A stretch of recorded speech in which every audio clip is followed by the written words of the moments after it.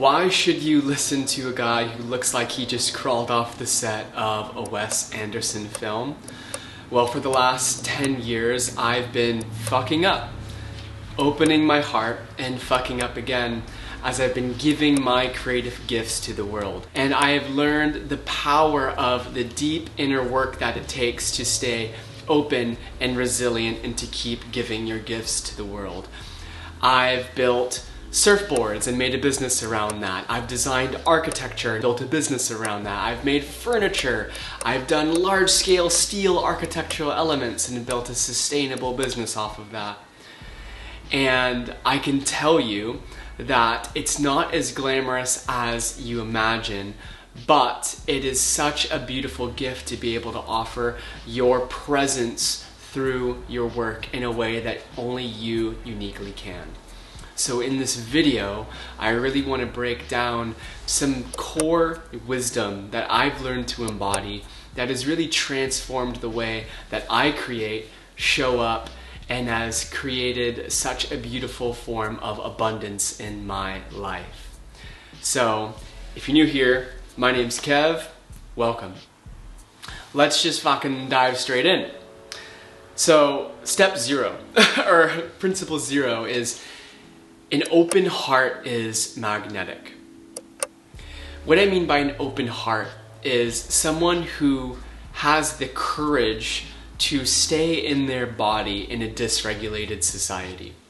Why this is magnetic is the world is fucking gnarly out there, you know? Everything is trying to pull you out of your body, which is the only place you actually have access to your creativity. Creativity is not a mental game, it's not a mindset game, it's a somatic game. And to be a part of this somatic revolution, this somatic renaissance of artists, creatives, designers, is to lead with an open heart. And it takes a tremendous amount of courage because life inevitably presents you circumstances that will get you to try to close your heart. And I'm not saying open your heart like young lover, naive love. I'm saying open heart like, no, the world I prefer to live in is one where my heart is open and I give from that place. And that makes you so magnetic as a creative because your presence truly is the deepest transmission of your creative work. It doesn't matter what your work is, what's the energy that is encoded inside of your work. And that signature, that energetic signature, is a product of how open your heart is. An open heart does not need to mean love light. Open heart can be, I'm in this challenging, dense season, and I'm opening as love and giving my gifts through that flavor, texture, lens of frustration anyways. That is such a powerful skill to embody as a creative. So that's 0, right? Another one is to stop hiding and allow yourself to be seen. The fear of being seen is such a deep primal fear, especially as creatives, because when we create, like I mentioned, we create from such a deep core, and that is giving people a glimpse into the truth of who we are. And that is fucking scary. That's frightening. And that's a good thing because it reveals our edge. It shows where we have space to expand. But expanding our capacity to be able to sit in the discomfort of what it might mean to be judged, have a fear of not being good enough, and to have to work through all of the nitty-gritty of perfectionism and people-pleasing, becoming wide enough to hold all of that and to give our creative gifts anyways is such a powerful level of embodiment and presence, right? It's not as simple as, dude, just get out there and be seen. It takes some serious work to be able to sit with the reality of why you fear being seen, whether that's judgment, failure, or success. I'm one who's danced with all of those, you know, and that has severely limited my capacity to want to actually give and show up. So I constantly waited, oh no, I'll push that project launch another month. No, I'm not ready to facilitate that workshop yet. And it's like, okay, be graceful with where that voice is coming from, but also be sharp with it. Like, who the fuck says that you need to be perfect in order to impact the world? You don't need to be a master, you just need to be pursuing mastery. So stop hiding and allow yourself to be seen in the imperfect mess that you are, because the world craves your raw humanity, not some perfected offering, right?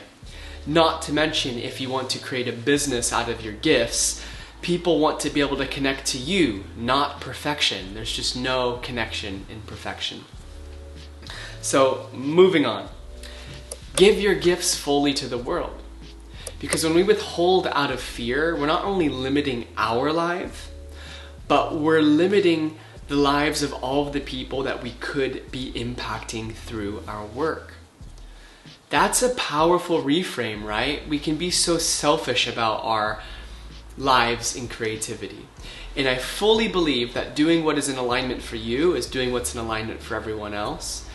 And when it comes to giving your gifts, you have to realize that those gifts are there because they are deeply connected to the soul calling that you have to give. I don't give a shit what you say. This life is about giving. It's about learning, fucking up, and giving from what you learn. Giving from what becomes a part of you along the journey. So when we fear being seen, when we fear giving our gifts, or we're withholding our presence, we're only robbing ourselves and the world of the impact that we could be having. You could transform someone's life with your work today. Are you allowing it to move through you? You know? Sit with that, let that land. That's pretty friggin' powerful, right? It's totally changed the way that I approach what it means to show up in the world as a creative. Now this is for y'all business folks out there. Like, people buy energy, not products. What people crave is to connect to the source, the essence of you through your work. Now, like I said, when we become magnetic, we open our hearts, when we allow ourselves to be seen, we give our gifts fully to the world anyways, because that's the world I would prefer to live in. We are connecting to this deep core of authenticity, right? And that is what the world craves. And when we're connected to that deep part of ourselves, we are encoding that presence in our work so that it occurs to the world, consciously or unconsciously, in that capacity. Great art isn't about what it looks like, it's about what it evokes. Great design isn't about necessarily how it functions, it's about the full body experience of what it means to interact with that chair, that door handle, that coffee cup, whatever it is, right? Aesthetics are a huge part of it, but that's only half true. What's the embodied presence inside of the object, the service, the whatever it is, right? So when we can learn that the way that we create is all about the energy we embody and the presence we devote to the moment, to our craft, to our service, that's what's transmitted to the end user. So think about the fact that people aren't buying your product, they are, or your service, more so they're tapping into you at depth, and they are buying your energetic signature, they're buying your presence, they're wanting your nervous system capacity, right? All of that can happen subconsciously, but it is the deep essence of why some work is magnetic and the visually same work is not, right? Just like AI. Don't get me started about that rabbit hole. So moving on here. Success is a nervous system game. I've fallen into the pitfall too many times where I believe that success is something out there that I achieve. I have to hustle and grind to get there. And while I admire the power of devotion, not necessarily hustling, but devotion, and being productive, not just busy, There's something about attuning to what it means to feel successful now. How can my nervous system actually receive the desires that I crave to create? If we don't deepen and widen our capacity to be able to receive our desires, how the heck are we supposed to actually let them sustainably fill our lives? I see so many creatives who can't actually own the truth of their desires. You know, for me, I've had such a hard time owning the amount of money I crave to make through my creativity. If you would ask me, I would look away, I'd scratch the back of my neck, and I would totally dim it down. Now, be realistic, right? But the more that you can own the truth of your desire, you can look into someone's eyes and you can clearly say what you want in one sentence, 2 sentences maybe. That's being able to register in your nervous system, this is what I want, this is how I'm going to learn to hold it. Because a dysregulated nervous system cannot hold what we crave. Even if the best thing, even if your dream came in today and you are not grounded enough to hold it, it's going to pass right through you. Just like how I think 80% of lottery winners go bankrupt in the first year, the same thing happens with why we feel stuck in the same pattern year after year, because we haven't actually done the deep work to expand our nervous system capacity to live in the success that we actually crave. And until we expand, we're not actually giving the deepest depth of our work. We're not actually being bold, and we're not actually creating fertile soil for those desires to land. So success starts in the nervous system, and learning to stay grounded and come back to regulation when we notice we're being dysregulated, so that we have just this beautiful space prepared for our desires to land, baby. So playing off of that is, I also believe that the capacity to regulate your nervous system is true wealth. You know, money doesn't mean anything if you're stressed, if your relationships are falling apart, if you're not growing and expanding. So the capacity to have a really wide window of tolerance in your nervous system, to where you can handle and meet with openness the majority of life circumstances that come your way, and stay grounded and embodied and make great decisions, that's true wealth. So reorient what you believe success and wealth is, bring it home. It starts here in the body. True wealth is your health, your vitality, and your ability to but your ability to continually expand your nervous system. And while we're there, it's so much talk about it. It's unrealistic to stay regulated all the time, right? Now, there's a lot of work that can be done to help you make that your homeostasis, right? But the goal of expanding your nervous system isn't so that you are always regulated. It's that what used to throw you out of regulation a year ago, now you have the capacity to hold with a little bit more openness, regulation, and grace, right? And that is what makes creatives so much more prone for success. They're growing, they're expanding, they can stay connected to themselves and true in most moments. That's where you can express yourself authentically without fear, right? That's gonna create the life that you crave. Ooh, next one. Slow the fuck down. The world is so goddamn speedy. And sure, maybe, you get caught up in hustle culture and you might get some of the things that you want. But so long as you believe that there's somewhere out there to get to, there's always going to be some other there to get to. So you're never really fully here. And being fully here, in my eyes, is the prerequisite to anything and everything. Whatever I crave to create, I have to be here. And if I'm not here and I do create it, am I actually celebrating it and feeling it and loving it, Because being fully here, like I said, being in your body is a rebellious act. It means you have to sit with the reality and accept whatever's moving through you. You have to sit with the discomfort of what might be moving in your system. But when you slow the fuck down, you allow yourself to actually process integrate and come home to yourself. And it's edgy. A lot of your fears are going to come up. There's going to be some deep work that's going to knock on your door. But that makes you a better human. That makes you more resourced and alive to create. When you slow the fuck down and you see how fast the world around you is going, you have so much more of a conscious response, and I would even say responsibility, to give something of deep value to the world. Because you realize how ingrained this program of just fast, fast, fast, go, go, go, move, move, move is.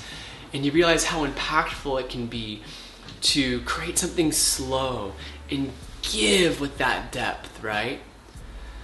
Slow is soothing and magnetic to the world around you, you know? If I'm like, hey, we gotta do this, like, that's probably gonna make you feel a little uncomfortable and maybe even trust me less, right?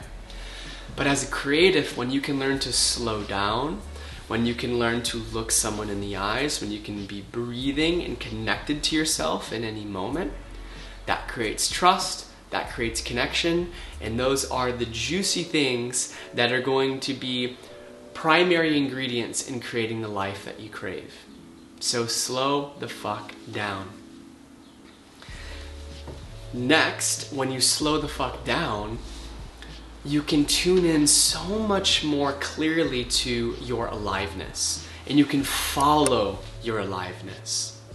When we're so heady and mental and go, go, go and logical, we miss what's happening from the neck down. We miss that spark of aliveness. We don't cultivate trust with that intuitive, creative nudge. We're not fully alive, really, right? So when we slow the fuck down, widen our nervous system, we're able to really feel what aliveness in our body is like. And the texture of that aliveness could be joy, openness, play, or it could be melancholy, or frustration, or it could just be neutral. But knowing how to connect to that and being able to bring more of it out, express as that aliveness and pull that thread. Once you get connected to that aliveness in the present moment, you pull that thread and don't fucking let go. And if you let go, find it again, you know? One of my teachers, Chris Bale, says, be present. Then be present. And when you realize you're not being present, be fucking present. Because the present is that thread. The present moment is that golden thread. And life is just it's continuous, right? So if we can stay connected to that, we're probably setting ourselves up to be the most successful, impactful creative that we can be, right? So follow your aliveness. Connect to that deep creative intuition. Trust those funny little nudges and urges sometimes. You know, you don't know where they're going to lead. You don't know until you cultivate connection with them, and then you get data and feed forward about what was it like to get this intuition to go here, to do this, to create that. And how did it feel when I did that, and how did it feel afterwards? Okay, great. Let me catalog that. I can trust that gut feeling, you know? So follow your aliveness. Ooh, and as we're following aliveness, we're gonna have to learn to embrace resistance. Resistance is such a gift, even though it presents itself as fucking obstacle and a pain in the butt, right? But resistance is pointing to where we're not free. It's showing us our edge, and it's showing us what we can dance, right? The thing that we avoid doing, the hard conversation, the video we want to make, starting that business finally, doing whatever your heart yearns for, whatever the thing is that we're avoiding is usually the thing we need to lean into. And there's fear there. So leaning into our fears really means embracing resistance. Seeing how you're resisting showing up in this way, resisting moving in that direction, and learning that, hey, that's a doorway. And it's tough. It's really tough to open up that doorway. But I know that the person who opens that doorway is more of the person I want to become. The man who has the capacity to open that door and meet whatever on the other side of it is the man I want to become more of. The creative I want to become more of. So wherever resistance presents itself on your path, see it as a doorway to become more liberated in your creative expression and embodied in the person you want to become. Because life is always helping us deepen and become more authentic, magnetic, and free. And your capacity to listen to it and lean in is really what determines how deeply connected to your potential you are. Not just feel, you are. All right. Now last, and it's actually full circle. I guess I wrote the same thing twice. Being in the body is a courageous act. And why I really want to underscore this a second time is in a world that is so dysregulated, so disembodied, so in their heads, to be heart open, connected to what is happening in your body and to show up with your deep presence is such a goddamn gift to the world, because so few people are doing the deep work required that it takes to be a conscious, courageous creative, right? When you are connected to your deep presence, you are grounded, you are breathing, you are regulated, you are occurring as a gift to the world, a sanctuary, a pillar, something of fortitude, of trustworthiness. And that's just fucking rare. So when you embody that, you immediately set yourself aside from 99% of other creatives out there in the world. You become such a goddamn piece of art, right? You yourself are the art. The masterpiece is you. You're also a masterpiece in a constant work in progress. But everything that you do from that place of being deeply in your body has your presence inside of it. The places you've been, the furniture you've created, the music you've shared with the world, it keeps extending out into the world with your energetic signature. Just like, for me, I saw a beautiful musician play the other day that I'd never seen before on a random Wednesday night. And I'm still buzzing from that experience of her sharing her gifts with the world days later. So think about how when you embody your true authenticity, right? You're not up here, you're in your heart and you're in your body. And you give your gifts from that place. Think about all of the people that you can be impacting and transforming without you ever knowing it. Well, maybe 1% of the time, a ripple of you sharing your gifts might bounce off a wall and come back to you, and some random person might come up to you, put an arm on your shoulder and say, "Thank you. What you did the other day, the way you had that conversation with that person really, really touched me. I just want to say thank you." That might happen, but 90% of the time, 99%, that doesn't. But know that when you give from a place of deep presence and generosity, that's the life and culture you're creating. And isn't that the life you just would prefer to live anyways? The culture of values you would prefer to live anyways? For me it is, So for what it's worth, those are the core pillars of what I've discovered to be the most deeply transformative nuggets of creative wisdom, right? And they're not just things for your mind, they're things for your body. So I appreciate you for being here. Thank you so much. Be sure to subscribe if you haven't. If you want deep facilitation of this work, check out the Embodied Creator Toolkit below. Super grateful for y'all. See you in the next one. Ciao.